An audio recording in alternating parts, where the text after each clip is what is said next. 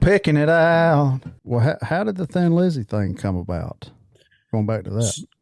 So Alice Cooper played a concert in Dublin, Ireland in the summer of 2011. It was Def Leppard, Alice Cooper, Thin Lizzy.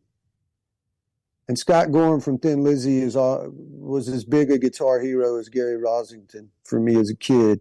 And I had met Scott a couple of years prior on the golf course with Alice. So he and I had kept in touch. So I was thrilled that they were going to be playing with us on that show. So I reconnected with Scott. And it was at that show that word got back to me that Thin Lizzy was going to need a new guitar player. Because Scott's guitar partner at that time was the great Richard Fortus that plays guitar in Guns N' Roses. So Richard was about to have to go back to Guns N' Roses. So it was just the timing, I think, of me reconnecting with Scott, his band and management seeing me play with Alice. And then when they got wind that I might be interested, then the discussions ramped up pretty quickly. And, my family and I decided that, it just felt like, hey, man, if I don't take this chance to play with Thin Lizzy, I'm going to regret that. Yeah. And I'm grateful to Alice because he was super supportive. He knew what a fan I was. And, man, Alice is just the greatest. He's just the greatest. And I certainly felt a commitment to Coop because he was in the middle of a tour.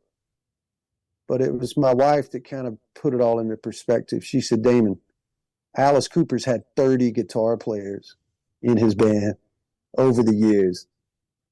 She said, Thin Lizzy's had 4, She's like, and you can be one of them. She goes, Alice is going to be just fine. He'll be fine. He'll get somebody else to play Schools Out.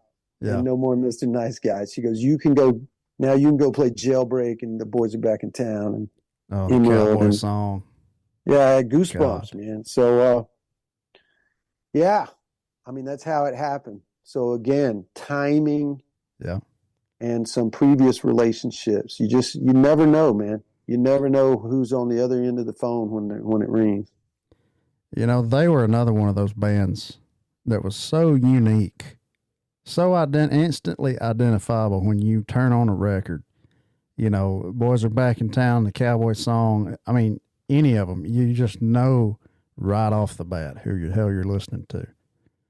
Phil Lynott is one of the iconic, unique frontmen of all time.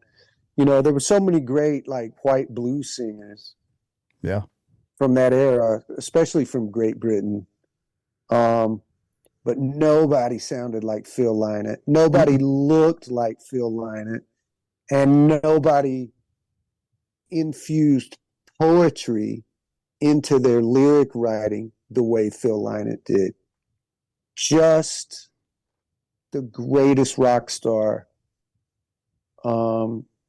It's just a shame that Lizzy didn't have the impact in North America that they did over in Europe.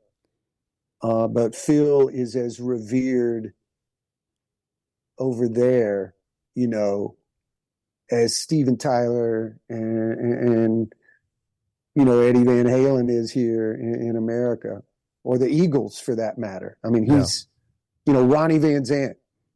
Phil Lynott is the Ronnie Van Zant of Europe. I'm just telling you, he is, man. He's that level of iconic.